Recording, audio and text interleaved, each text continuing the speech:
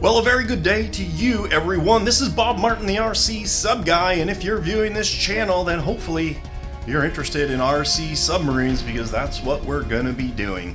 In this week's video, I'm going to show you everything that we get done in the shop, all of our successes, failures, opportunities, and mess-ups. I know you guys love those. Last week, if you were following, we did work to get Vanguard refit and ready to go. We did some work on this RC 48-inch Disney Nautilus, but most of my time was spent on the Stingray from Gary Anderson. In this week's video, we're going to try and get more done on the Stingray, maybe get it fully functional. We're going to get that in the water, and that giant 70-inch Disney Nautilus is going to get wet, as well as that 172nd Virginia. There's going to be a lot in this video, so let's get started.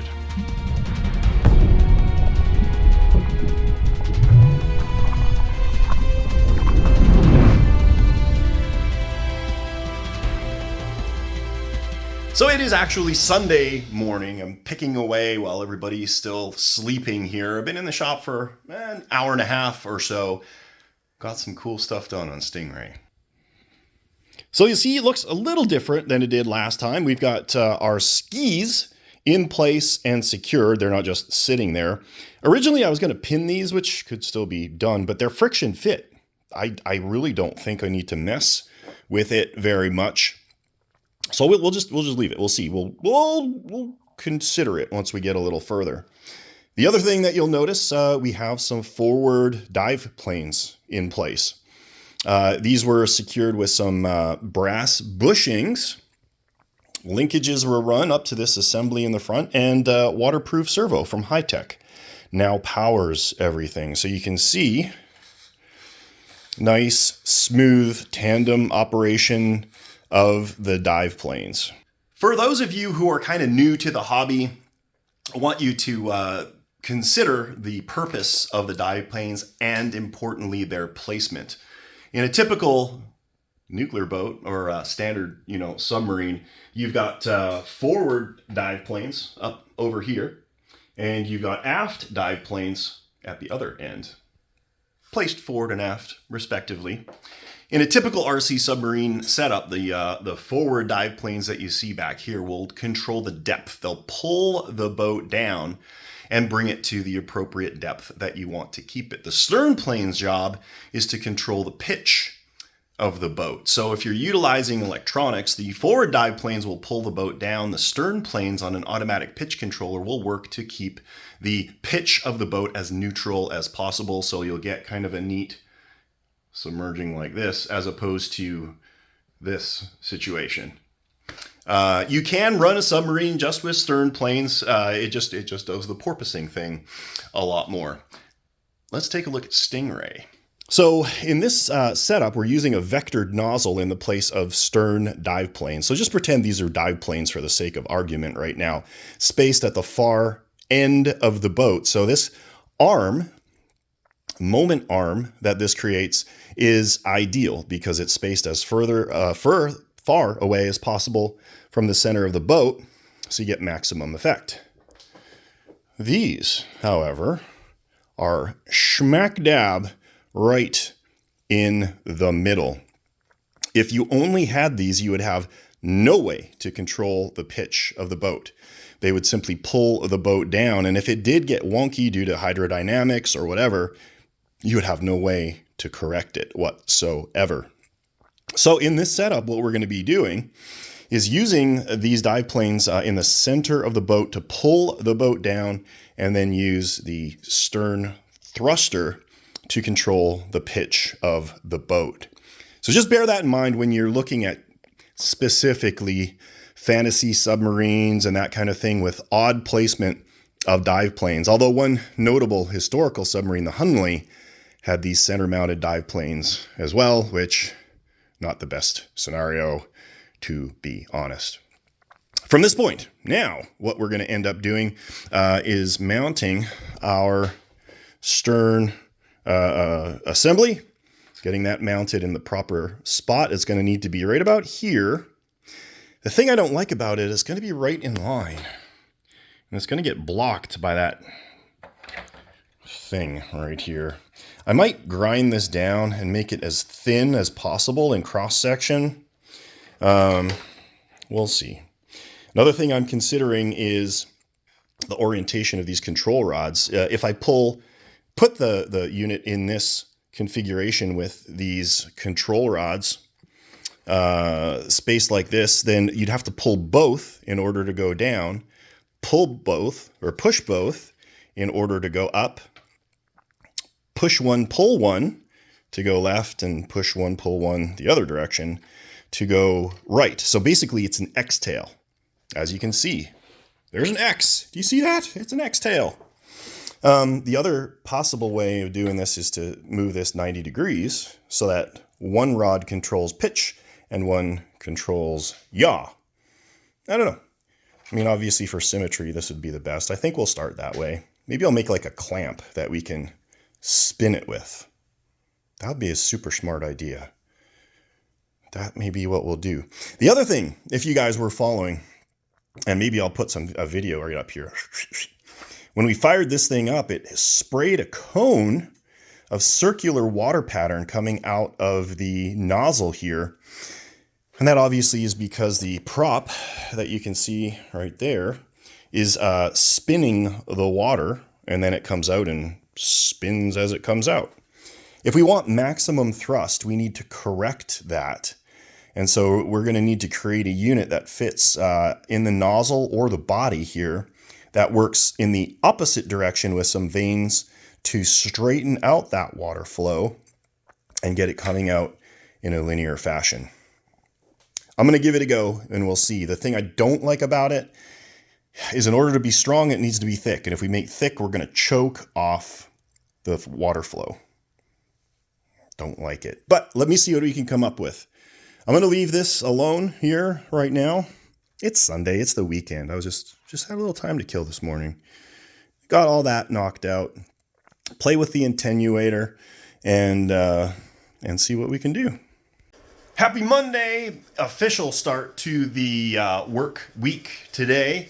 Got lots going on. Logan is finishing up our squid over there for Mike's 48-inch Nautilus. I just realized we have a ton of Nautilus models here, right? Oh yeah, do we have like 6? We got, you know what? We're going to do a little tour. I want to walk around and count them all up because we got a lot of Nautilus models here, which probably makes sense as we're known as the Nautilus Dry Dock. So what we got in that back corner is one of a kind, ultra super rare, 11-foot studio scale Disney Nautilus. And I've got a whole bunch of castings, including the wheelhouse, and then a whole bunch of detail parts, appendages, and all that stuff. I was originally never, ever, ever in a million years going to part with it because it was going to be my retirement project. And I was going to do like a full interior for it and everything, but I think it's time to part with it. It's taking up a lot of room. And somebody out there must be interested in it. Honorable mention is not a Disney Nautilus, but it's a Nautilus. League of Extraordinary Gentlemen Nautilus, Sword of the Seas, 7-foot boat. Eventually, I'm going to build this out. Nautilus number 3, my personal, and I'm not getting rid of this, so don't ask. Custom replicas, 66-inch Disney Nautilus that I'm going to be building up for RC with all the bells and whistles I could ever possibly imagine in my whole universe life. We have got the RC 48 scale Nautilus that we're building. The 70-inch Nautilus that is sold to a guy in Florida. My 7-foot William Babington hull. The 48 scale Nautilus display model that we did recently. My CR66 that I have in the display on my home on my awesome squid. And my 50th anniversary 24-inch long Nautilus. That's a lot of Nautiluses. Now I sliced off the old nozzle and I printed a new one with a stator in there. So that's got the counter rotating vanes inside that should correct the flow. The other thing that ended up happening, I had that blue motor on there and it ended up seized. Didn't like that. So I'm going to be putting this 600, this only 50 kilovolts difference, 600 kilovolt motor on there. And that's going to require drilling out like an adapter plate or something like that. So yeah, it's unforeseen extra work. This may actually work better. We'll end up seeing how that is going to work. And then mounting the Rate Master, and then mounting the motor assembly. And I've got these bulkheads that have been printed with these little saddles, and I did it this way so that I can mount these mounts in the boat and then adjust this up, down, left, right, forward, backward, and then glue it in the perfect position. So fully adjustable in theory. Weather is supposed to be warmer but wet. So I don't know if we're going to get out to test boats today. We'll see, but we can certainly prep boats for the water, hoping that weather cooperates. We will see how that goes. And I don't know why. Maybe I'm just happy with the project, how this project is going. But I woke up in a good mood this morning. I didn't necessarily sleep awesome, but feel like I got some optimism for how things are going to be going this week. We want to try and get as much done as we can over the course of the next few days, because I leave Friday for my consult job into Florida, which is going to cut into time, obviously. By the way, I'm gluing the new nozzle onto the back of our Turbojet 5000. So, oh, there's the accelerator way over there. There we go. So now we've got that nozzle in there. That should reverse the throw and increase our thrust and stop the spiraling. It looks cool, and I don't know. We'll see how much it changes. And I also did up these little, I don't know if they're like missile launchers. They live underneath the dive planes. I don't know. They're in some of the pictures that I saw, so I figured, hey, I'd do it. Put it in there and see how it works. Once it warms up a little bit, I'm going to take the hull outside, sand it, get all of the seams all smoothed out, and looking awesome. And Logan is installing the forward battery compartment into the bow of the boat, and he'll need a number 2 Phillips. So that cylinder just kind of stays in there, and then there's a waterproof connector that hangs out afterward, and then it connects to the cylinder. And the tricky part, it's not really that tricky, it's actually brilliant if I do say so myself. The bow plane linkage sits on a tray on the top of the battery compartment, and when you put the hull together, it just kind of snaps together. There we go. There's our battery compartment and our power lead.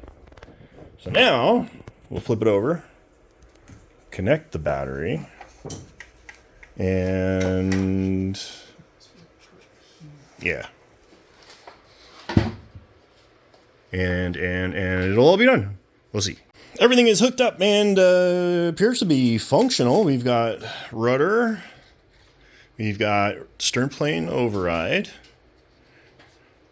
and how about pitch control? Yeah, we got pitch control. That's always a plus. We got throttle. And we got bow planes.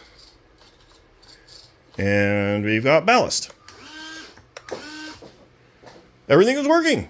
Nate, when you're setting up your boat, just as a hint, go into your weights or endpoints or however it's set up on your radio.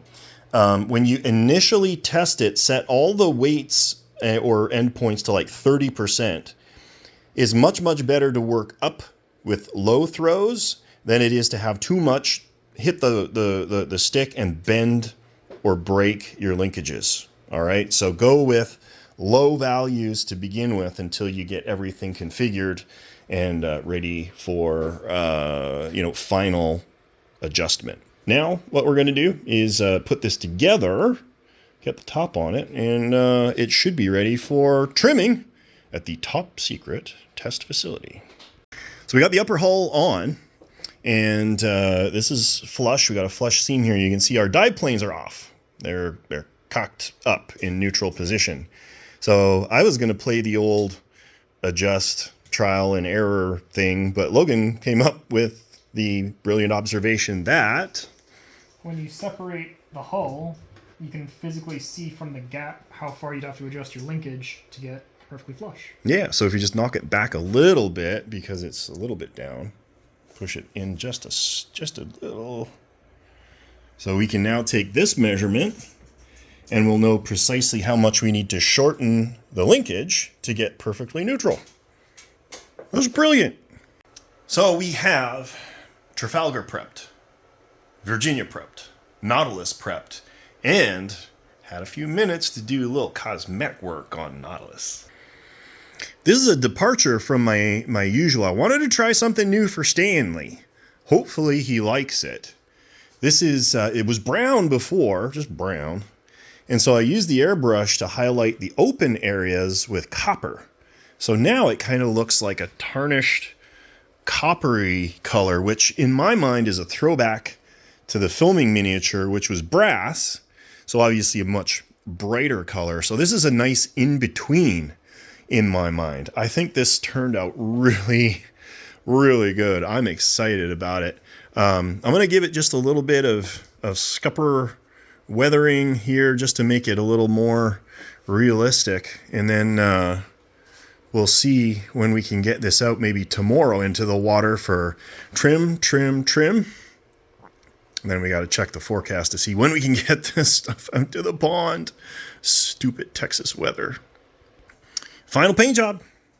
I'm super happy with this. And what I love is, you know, for RC opera, I might not do this for like a display model because it's less, you know, realistic, but for an RC model, the sun is going to catch this metallic paint and just throw it back in your face and make it so much easier to keep track of where the boat is when you're running submerged or at periscope depth or whatever we're talking about. So I did do a little bit of weathering under the scuppers, and I think that's all it needs. That is all it needs. I wanted to point out too, because I don't remember if I did this before. There's lots of rivets here, right? Thousands and thousands. Each one of these is a small pin. They're called escutcheon pins. So when Helmut did this, Helmut Sadke was the gentleman that built this up in Canada. He individually drilled out, placed, and glued every single one of these rivets. Just incredible work. It's a beautiful, beautiful model. That is the end of the shop time for today. Off to do email correspondence, some CAD work, and a bunch of 3D printing. We'll catch ya in the mañana. It's Tuesday morning, and the weather's still crappy outside. Rainy, well, drizzly, and cold. It's supposed to be like 60 here. This is bad because we got all those 3 boats to trim out. You see right there? We're going to suffer in the cold today, I think. And we're just going to trim them out and get them ready to go. Got to do it. But what we're doing here right now is testing this Easy Driver that Jerry sent us. So what we're going to do, he did not send the fob. So what we're going to do is we're going to jumper the switch. We've got a ground terminal and the power out terminal. Normally I don't like backfeeding electronic modules, but this is a solid state relay. So in theory it's open and the power will just break before it goes into the actual unit. So this is basically just feeding the cylinder power. In theory, we'll see if it goes up in smoke. And what we're doing is we're testing this new radio that we have. So Logan is going to jumper. So positive to this pad and negative to these ones. And there's nothing. What the heck? So yeah, 0 volts. I would imagine what happened is he plugged this in and just left it, and that switch just suckled at it until it completely and utterly drained it. So that Battery is dead. Toast. Garbage. No good whatsoever. We're going to need to get him another one. I think I've got more. Yeah, I think we have at least one in the 1500 sitting around somewhere. But you know what we can do in the meantime? Let's just grab a 12-volt battery and we'll throw it on here just to make sure that this all works. So we're just going to throw 12 volts on it and just, you know, we'll use a little battery for that. That's all we need.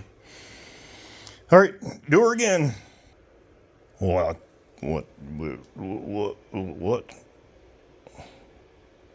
Okay, we figured it out. Bob is stupid.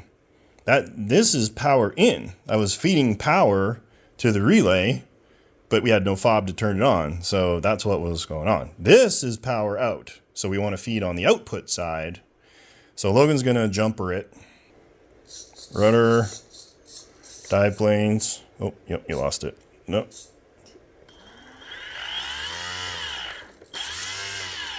Okay, we got it. It's working! Everything is working. Okay. So now we just got to put it all back together again. And get him a new battery. But we can go put it together without the battery and we'll just put a new battery in the box. All right. It's really important, guys. If you're going to send stuff over here, send all the stuff, right? And if you're not sure, ask. Because the last thing you want to do is spend $80 on shipping things one at a time. Logan is working on Nautilus, getting our seams all filled and everything. It's tricky because there's lots of rivets. And Jason we're experimenting with swapping out the old brushed motors that we have in our 200 series for a brushless 880 kilovolt unit. It'll be an upgrade thingy, majigger, and see. These are just cheap motors. We're going to try it. We're going to try it and see if it works. That's a lot more cable. Big, thick cables. We'll see if it all fits. These are more trustworthy, though, aren't they? Oh, yeah. I mean, because you can get about 800 of these for a nickel on Amazon. So it'll increase our cost, but it'll hopefully improve the product. And in the meantime, I'm working on Stingray, of course. Now, I decided to mount the new brushless motor in its own watertight enclosure. That other blue motor, it ran in the wet. Obviously, it runs fine, and we've run them in the. We forgot to WD-40 it afterwards, and it ended up all tight and nasty, and I couldn't free it up. And so I got to thinking, you know, if you maintain them properly, they're perfectly fine. But if you forget, you're going to mess up your motor, and you'll end up having to replace it. So what I did is I used one of these project boxes. I showed these to you earlier. And this is just going to be the power pack that connects to the drive shaft like that. It'll be shorter. So this is going to be all dry in here. I like it. It's making me feel a little bit better about things. This spins so nice and free. It's going to work. It's going to work. It better work. So we've just been like trucking along here, fighting through some issues with the cylinder, plugging away at the Stingray. This is where we're at. Gone ahead and mounted the motor assembly, and I shortened it because we need to put our little motor majigger in there. And I'll worry about the mounting of that later. The other thing that I did, because I need to get the Rate Master drive motor done before I put the motor bulkhead in, went ahead and done that. So this is, it appears to be functional and working. It's odd. It doesn't usually work out this good. At any rate, ready to connect this with a universal or something like that when we get to things a little bit later on. But now we're heading out to the top secret test facility because we promised I'm going to throw 3 boats in the water and see if they float and sink and float and sink. Here we are outside in the top secret test facility, and it's not even that cold out. It's actually pretty nice out. Yeah, 50 something degrees, I think. Almost 60. Yeah. We're going to throw Vanguard in, do a little testy test, see if it floats and sinks. We swapped out the batteries. We have 2 batteries in there now, so it may have added some weight to the front. We'll have to see if we need to add some foam. But let's see what happens. Grab some foam. Yeah, let's grab some foam, because she's sitting a little low in the bow area. At least from where I think it is. I would imagine if we were to flood the tank, it would end up sinking by the bow. So Jason's off to grab some foam. We'll tuck some in the bow area there and see if we can get up to where it needs to be. So we got the Trafalgar most of the way there. We got some foam up in the front, which is where we think it needs to be. But the challenge is we noticed it was getting a little heavier in the back. It was taking on some water in the cylinder. So we're gonna take this back into the shop, dry everything out. I think everything's fine. It was all sitting in the bottom. And then we'll do a pressure test of the cylinder itself and figure out what's up. But anyhow, this is roughly how much ballast it needs. It's about half, which that's not bad. That's fine. It's actually good. It means it's got way more capacity than it needs. Let's drop Virginia in. Well, she's floating where she's supposed to be. Let's take her down and see what happens. That's about as bang on as we're going to hope for here. I think that looks pretty darn good. What happens when we take this guy off?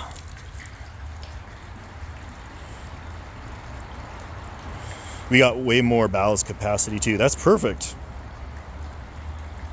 That is perfect. I like it.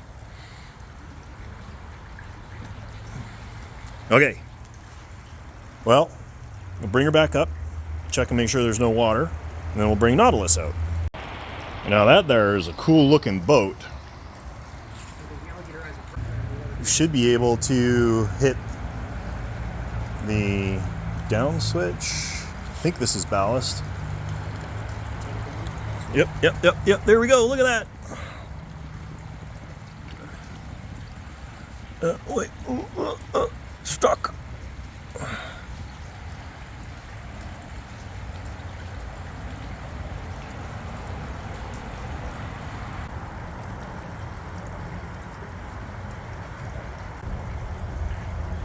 The trim is perfect.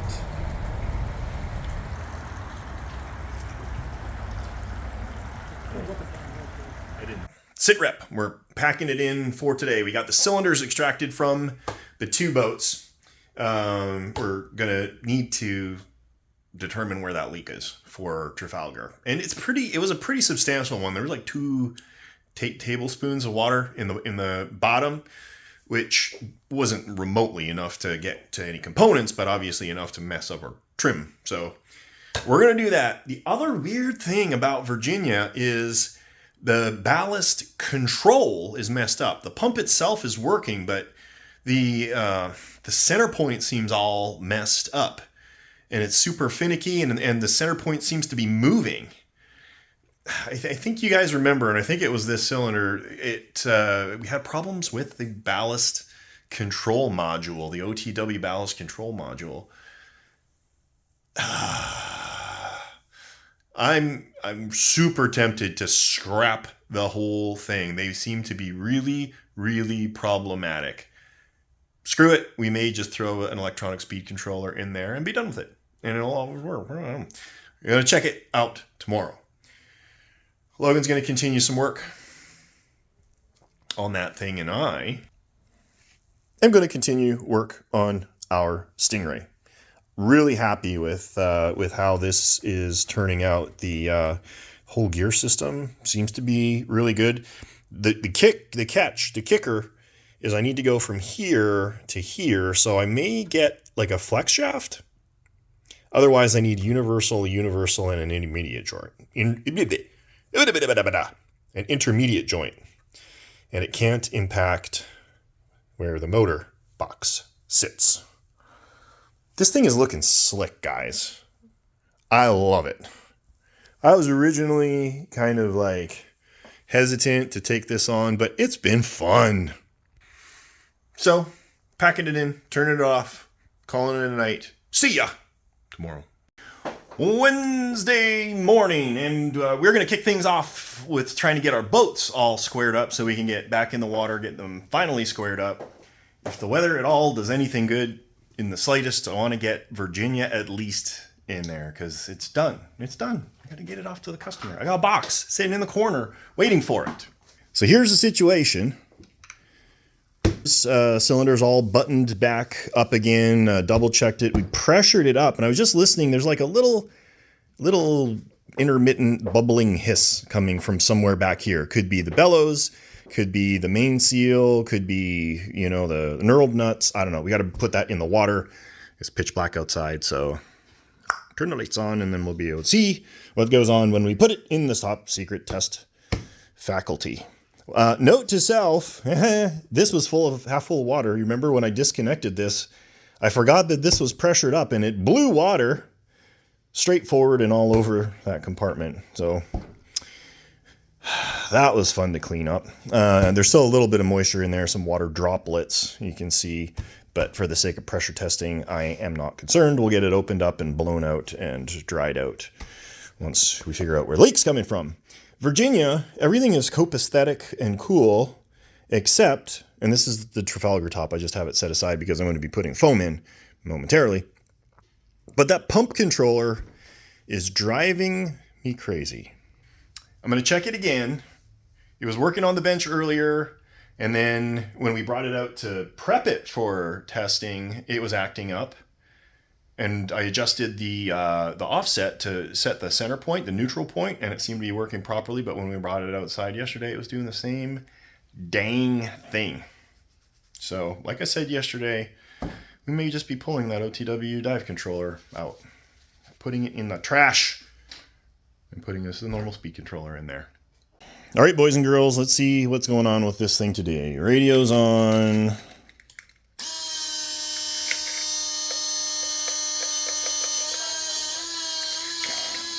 Stop peeing on my table. So as you saw, I had no way of controlling it. I just moved it and it peed on my floor too. And it turned itself off once the sensor probes got exposed, which is yay, good. But this kind of sucks that you have no control over the ballast system. So what I'm going to do, just for giggles, I'm going to go into my mixer. Can you let Jason in, bud?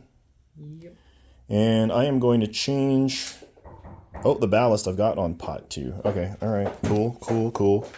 Okay, so in order to test this now, I've jumpered the sensors. So now it thinks that there's water in there and I can move the pump in either direction.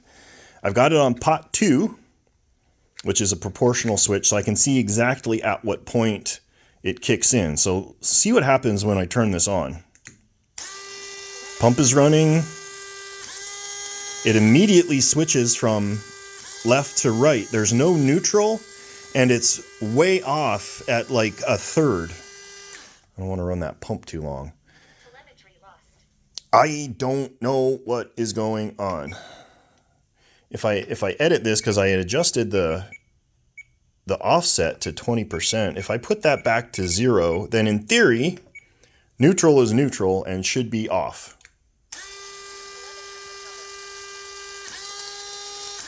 And now it's even further to switch direction, and there's still no neutral.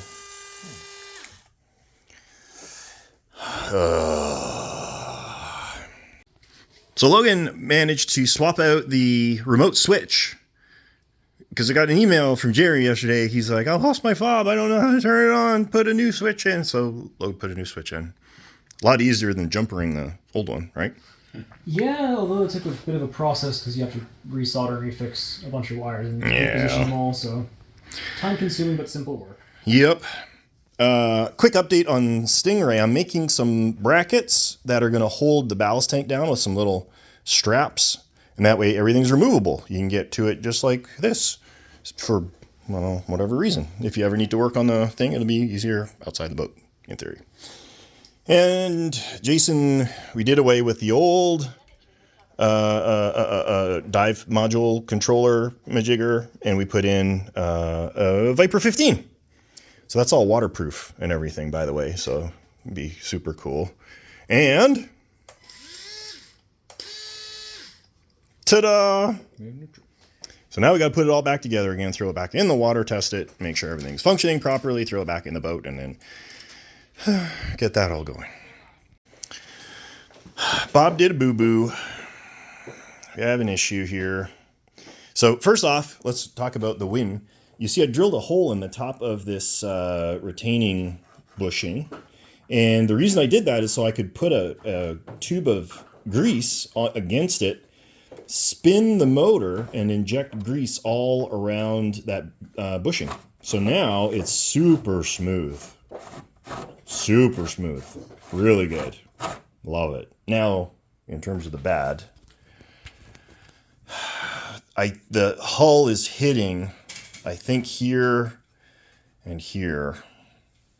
So what I'm going to try and do is heat these arms and bend them down and then grind the top and then hope it works. That's all we can do, people. That's all we can do. Success. I just heated them, bend them down a little bit. That's what was catching, and this doesn't even touch. It almost touches, but when you slide it back, it doesn't touch. So now our seams are perfect, our interface is perfect. We need to build a bracket for our motor now. So it's nice out. It's overcast and damp, but it's boat running weather. We're gonna give it a shot and see what we can do. We got 3 boats to bring in. So we got them prepped here. We're gonna do a quick final bench test in here. Both of these cylinders were just checked on the bench, fully set, fully ready to go. Both batteries, all the batteries are fully checked. We literally just dropped that in the water. We did a leak test, and there was a little tiny one right here. So we just fixed that with a little goober silicone. So, in theory, we're ready to rock with these. So we're going to do a final test, put together our weigh kit, and head out to the pond. So we are on the way to Taylor Pond, 2 boats in tow. We were bench testing, and this is why you pre-mission, people. We are pre-missioning the Nautilus, and the emergency blow ballast servo just decided to torque over and started like overloading the receiver and doing all sorts of things. And it was one of those cheap blue Chinese servos.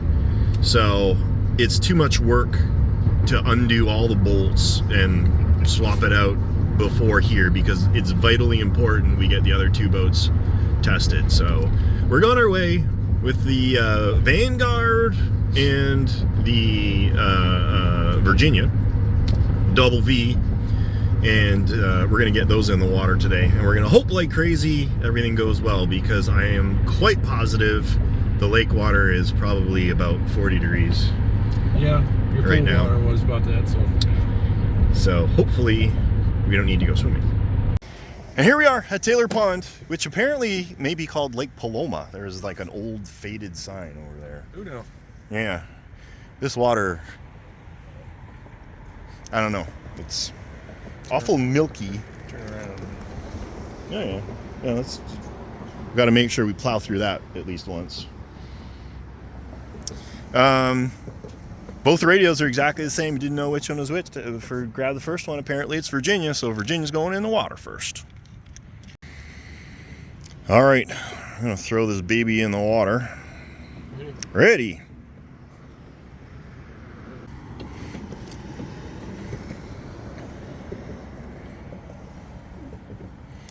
Okay. Now, if you guys remember last time, we had Virginia out, but she was like puttering, and basically died because we didn't charge the batteries. So now, hopefully, with batteries charged, it will work a little better. Okay, you good? Mm-hmm.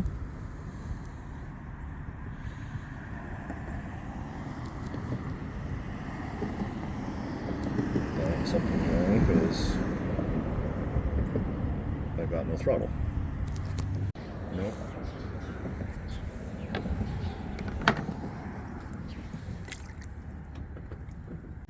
All right, sit rep.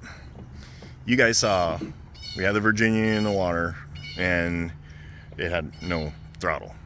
So we thought, okay, maybe the prop's bound up or it wasn't powered on, but everything was functional except the throttle. Brought it out, opened it up, cycled it, and it's working perfectly. Put it back together again, put it in the water, and then it stopped working. After a second, it spun for half a second. Yeah, and we had it up, it was running, held it over the water, it was running, we dropped it in the water, it started pushing a little bit of water. For about a second, And then is when I went to neutral, and then nothing. This is frustrating. At least we brought 2 boats. We just did our little bench test. Everything is working.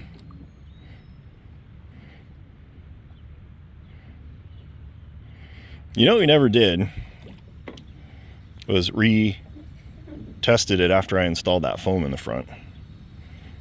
So this will be exciting.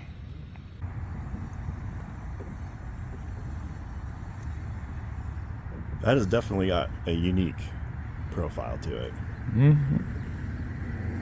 Water's nice and still. Oh, she's sucking water now. There you go. It's almost full throttle.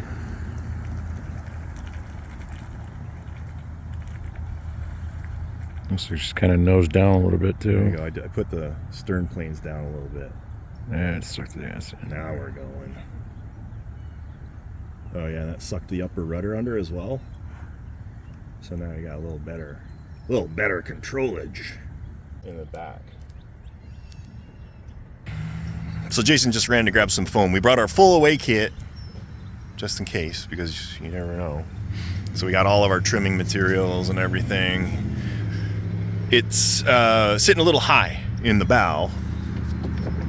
I brought it up a little bit. So we're just gonna lodge just a little bit of foam above the surface water line in the stern, and that'll even everything out. We'll probably just wrap an elastic band around it, and that way we can do a full run, test all the functions and everything, and then when we get back we'll do all the cosmetics and put it inside. Pissing me off, guys. So check out that trim, boys and girls. It doesn't get any better than that. I just eyeballed taking some foam out of the front, and there we go. We're perfect. So I'm gonna give it a little up on the stern just to make sure it doesn't drive itself into the ground, and let's just cruise.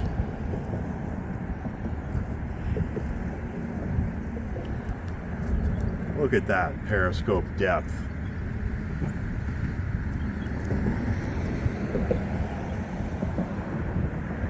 That is about as sweet as it gets right there. So yeah, lake's a little bit of up on the stern planes. I'm gonna give it just a little more. There you go, look at that. That is awesome. Look at that wake coming off the sail. And you know, this doesn't drop her stern as much as the other boats. And this is about 2/3 throttle.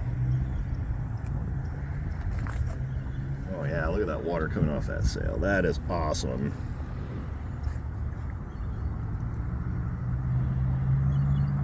All right, I'm gonna give her a full rudder. I want to see how tight she turns.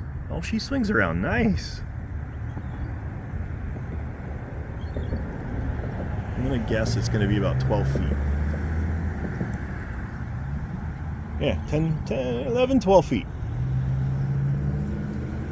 That's a tight turn. For the size of that boat, for sure.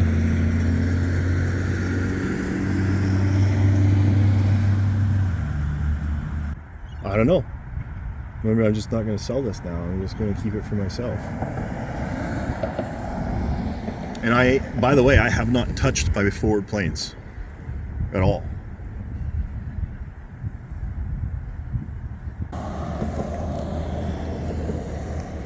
Down she goes.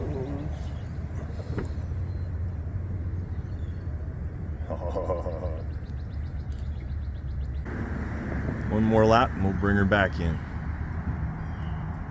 Good on you, Vanguard.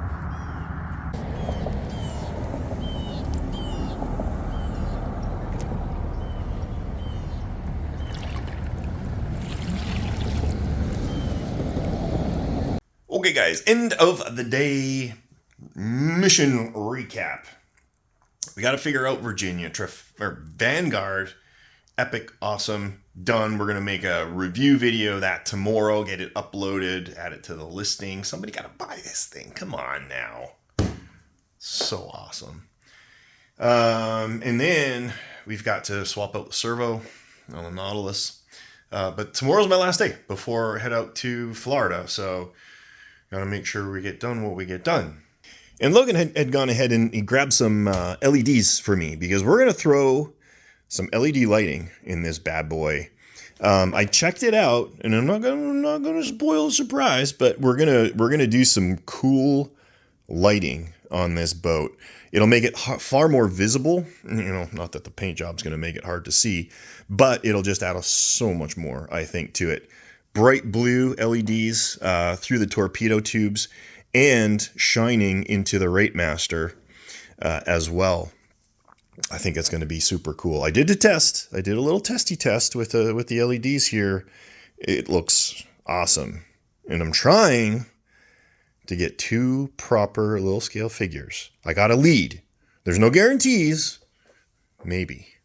We got our fingers crossed. So that's it for today.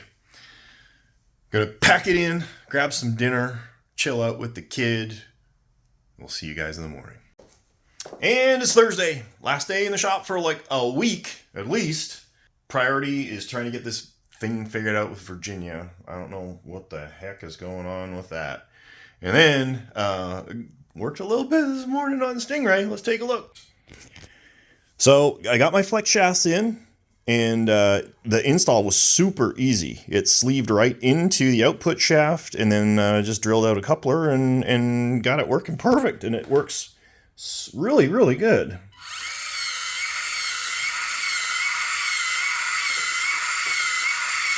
You can go forward, backward. You can slow it down. So that's all exciting. Ballast is working really good. So there we go. But my main drive motor, which spins super easily here, it's not bound, is messed up. I've run into this before. Can you hear that?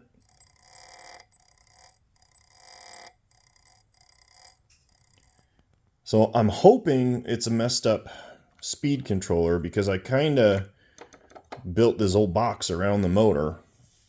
I'm going to cut these and just jumper it and see if that takes care of the issue. And if not, I got to retrofit this whole motor compartment for a different motor, which is going to suck because I already printed like a mounting bulkhead for it and all that stuff. So, bad news. Swapped out the speed controller and same issue. So this is a really good do what I say and not what I do moment. It's always a good idea to test every component individually before you install it in your boat. Now, typically we do that with servos all the time because we run into so many problems with them. Brushless motors are usually pretty bulletproof. We never really have a problem with that. But as you can see, I went to all the problem of fabricating that watertight enclosure, and now the motor doesn't work. So now we got to figure out what we're going to do to swap the motor out and still use my watertight enclosure. Retrofittage complete. This has an upgraded electronic speed controller now. This 30 amp with a, I believe, 2 amp BEC versus the 1 amp that was running before. Just going to figure out how we're going to put all the cables in here. But now we got a 1000 kilovolt motor, which is just not much faster. But it fits in here really nice. So we're now refit, and I tested the motor. It was working properly. I haven't yet tested with the receiver, but we're getting there. And this slots in like that. Now we can start messing about with mounting the motor compartment. We're trundling right along. We got cables run, not sealed yet, but run.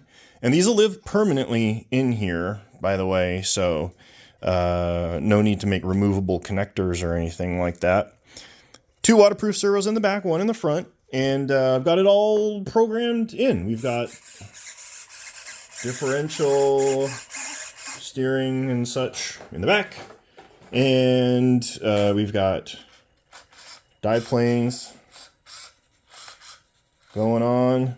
We got our throttle. We got our let's show you the throttle. I don't think I showed you the throttle.